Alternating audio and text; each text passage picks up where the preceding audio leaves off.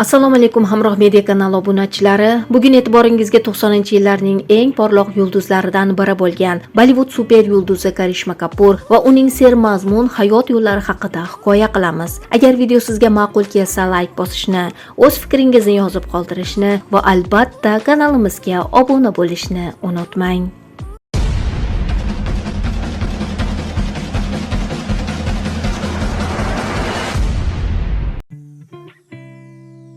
Aktrisa Karishma Kapur 1974-yilning 25-iyun kuni Hindistonning Mumbay shahrida aktyor Ranbir Kapur va aktrisa Babita oilasida to'ng'ich farzand bo'lib dunyoga keldi. Uni oilada erkalatib Lolo deb chaqirar edilar.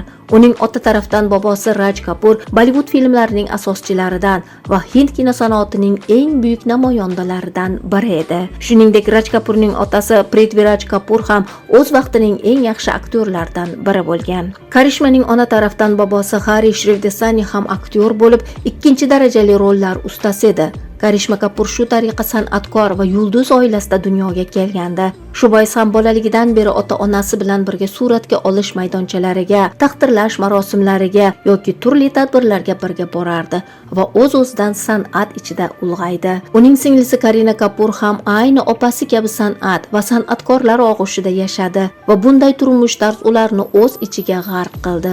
Bora-bora opa-singillar tomirlarida oqib turgan san'atkorlik qoni va ota-onasidan meros bo'lgan iste'dodi sababli aktrisalikka ko'ngil qo'ydilar. Karishmaning bu istagi karyerasining cho'qqisida sevimli kasbini tashlab ketishga majbur bo'lgan Babitani sevintirsa-da, Ranbir Kapurni aslo mamnun etmadi. Chunki Kapurlar sulolasi oilasidagi ayollarning kino sanoatda, umuman san'atning hech qaysi turida faoliyat olib borishini xohlamas va bu oilaning yozilmagan qonuni edi. Shu bois ham Raj Kapurning 3 o'g'li film jamoatida faol aktyorlar bo'lgan bo'lishiga qaramay, ikki qizi umuman san'atdan va ko'zlardan uzoq yashagan edi. Ustiga ustak Babita ham Ranbir bilan turmush qurgach, bu oilaning taqiqlariga bosh egishga majbur bo'lgan va eng sevgan kasbi, tish tirnog'i bilan bunyod etgan karyerasini to cho'qqisida tashlab ketishga zo'rlangan edi. Ammo endi gap qizlari, ularning kelajagi va ularning orzu-umidlari haqida ketar ekan, Babita jim turmadi. Tish tirnog'i bilan qizlarini himoya qildi. Har doim ularga dastak bo'ldi va orzulariga erishishi va Kapurlarning ayollarga qarshi qo'ygan bu taqiqni yiqish uchun jon jahdi bilan kurashdi.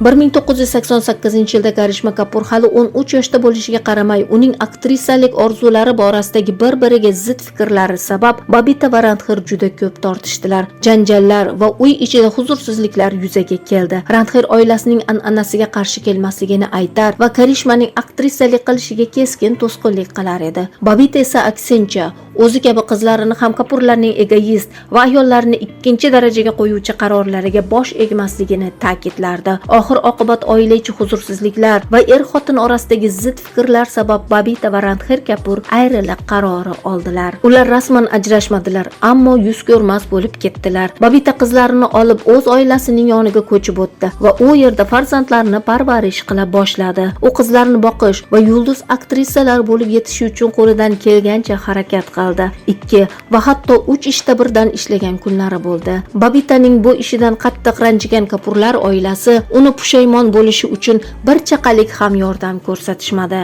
Nafaqat boshqa oila a'zolari, hatto Ranbir Kapurga ham sobiq ayoli va o'z farzandlariga moddiy yordam berishni qat'iy taqiqlagan edilar. Ammo Babita fikridan voz kechmadi. Qanchalar qiynalgan bo'lishiga qaramay, qizlarini boshqalarning istaklari va taqiqlari uchun qurbon bo'lishiga yo'l qo'ymadi. Keyinchalik Karishma Kapur o'z intervyularining birida onasining o'sha vaqtlar moddiy jihatdan juda ham qiynalgani, hatto bisotidagi jamiki qimmatbaho taqinchoqlarni sotishga majbur bo'lganini aytib bergan edi. Va nihoyat Babita orziqib kutgan kun keldi va Karishma Kapur 1991-yilda 16 yoshida ilk bor Muhabbat asirasi filmida bosh rol ijro etdi. Bu film namoyish etilganidan keyin kartina ham, Karishma Kapurning ijrosi ham o'rta darajada baholandi. Keyingi yili Karishma 5 filmda suratga tushdi va bu filmlarning barchasi muvaffaqiyatsiz bo'ldi. Ammo shunga qaramay aktrisa tushkunlikka tushib qolmadi. Omadsizliklardan tajriba orttirib, tobora ijro mahoratini charxlab bordi. Natijada navbatdagi Ko'pdagi jigar va Anari filmlarida bor iqtidorini qo'lladi va o'zining yuksak performansi sabab unutilmas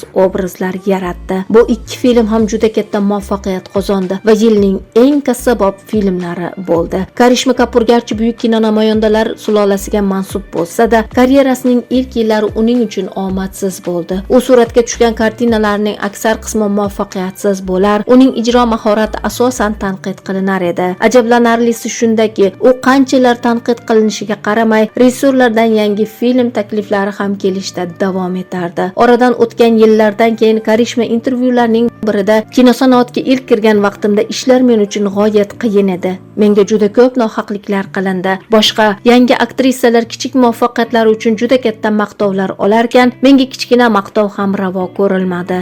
Menga har doim yaxshi ish edi, lekin bir nimalar yetishmayapti deyishardi. Hech kim 17 yoshli yangi aktrisaga ijrosining ma'qul ekanligi haqida bir og'iz ham gap aytmasdi degan edi. Oradan o'tgan yillar davomida Karishma Kapur turli filmlarda turfa xil rollar ijro etdi. Bir-biridan farqli obrazlar yaratdi va bu jarayonda tobora professionallashib bordi.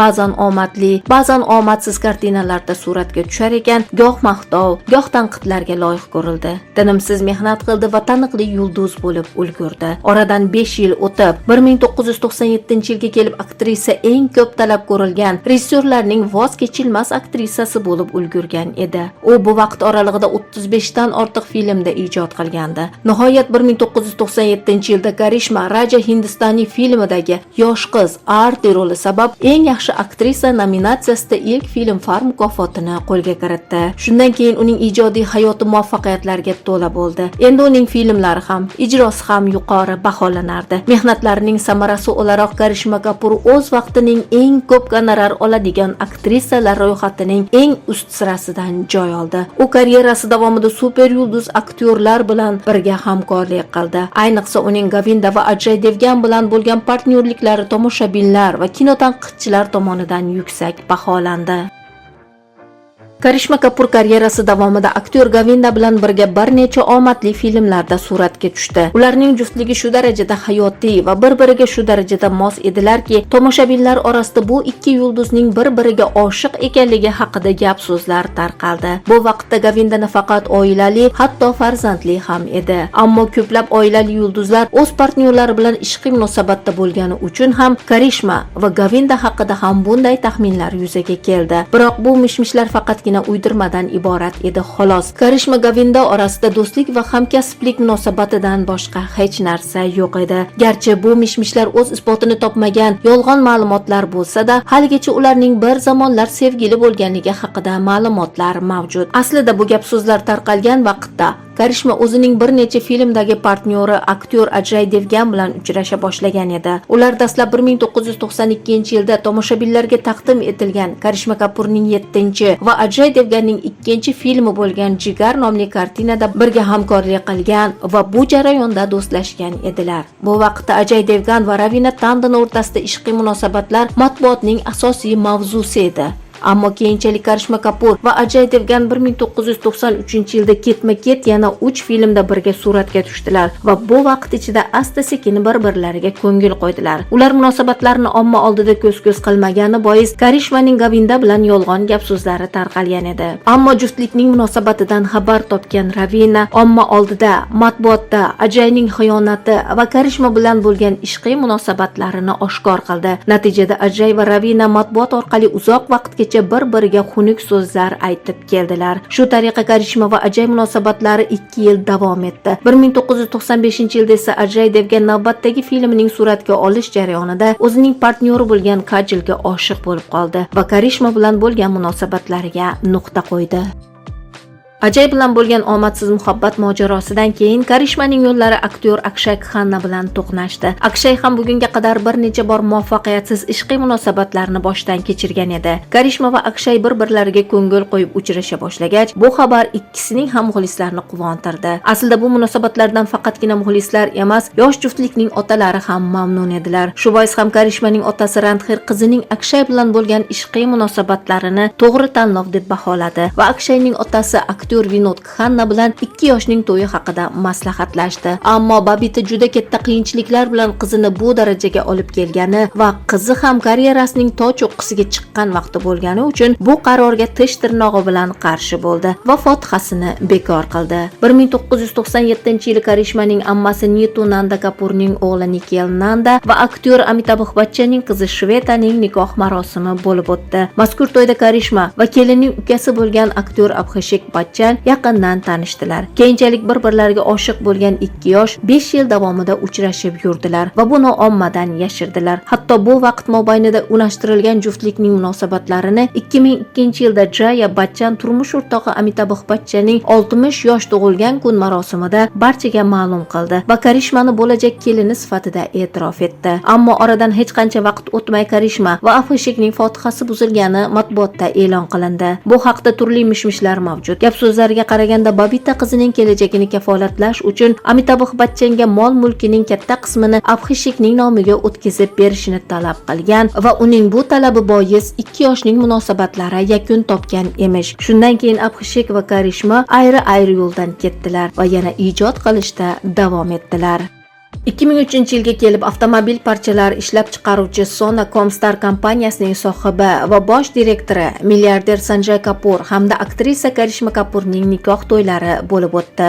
Bu xabar faqatgina to'yga sanoqli kunlar qolganidagina ommaga e'lon qilingani bois dastlab barcha shoshib qoldi. 2 yoshning dabdabali nikoh marosimi matbuotda e'lon qilindi va ko'pchilik Karishmaning baxti, saodatini ko'z-ko'z qilib maqtanayotganini aytib uni qoraladilar. Sanjay Kapur dastlab 1996-yilda dizayner Nandita Mahtani bilan turmush qurgan bo'lib, 2000-yilda ajrashgan edilar. Shu bois ham Karishmani Sanjayning mol-mulki uchun turmushga chiqqani iddao qilindi. Aslida ularning tanishishi va turmush qurishiga Karishmaning onasi Babita sabab bo'lgan ekan. Bundan avval Abhishek bilan Karishmaning fotihasining buzilishiga ham Babitaning mol-mulk haqidagi qarashlari sabab bo'lgani bois Karishmaning Sanjay bilan bo'lgan nikohiga ham Babitaning pulga ochligi sabab bo'lgan deya mishmishlar yuzaga keldi. Sanjay va Karishma to'ydan keyin tez-tez birga baxtli va xursand holda jurnalistlarga ko'rinish berar edilar. 2005-yilda qizlari Samayra va 2011-yilda o'g'illari Kian dunyoga keldi. Ammo oradan 11 yil o'tib, 2014-yilda Karishma Kapur farzandlarini olib onasining uyiga ko'chib o'tdi va Sanjay Kapur bilan ajrashish uchun sudga ariza berdi.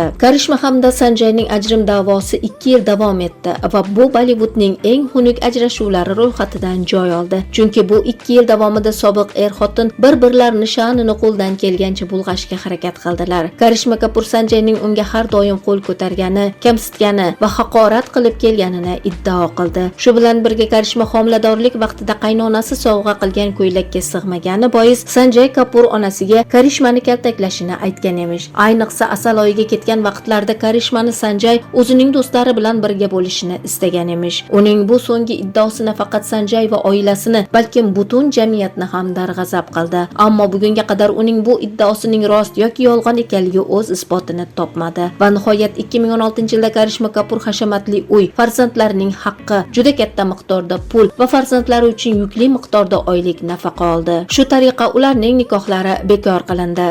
Karishma va Sanjayning oila qurish jarayonida Karishmaning otasi Randhir har doim ikkinchi planda turdi. Hech kim undan fikrini so'ramadi va maslahat olmadi. Shu bois ham Randhir bu ishlarga aralashmadi. Ammo Karishmaning ajrashish da'vosidan keyin Randhir chidab tura olmadi va o'zining Indian Times'ga bergan intervyusida "Men uchun Sanjay 3-sinf bir inson. Aslida hech kimning pulining ortidan quvlashning keragi yo'q edi. Bizning o'zimizga xos nomimiz va iste'dodlarimiz bor. Ularning o'zi bizga va avlodlarimizga umr bo'yi yetib ortadi" degan edi.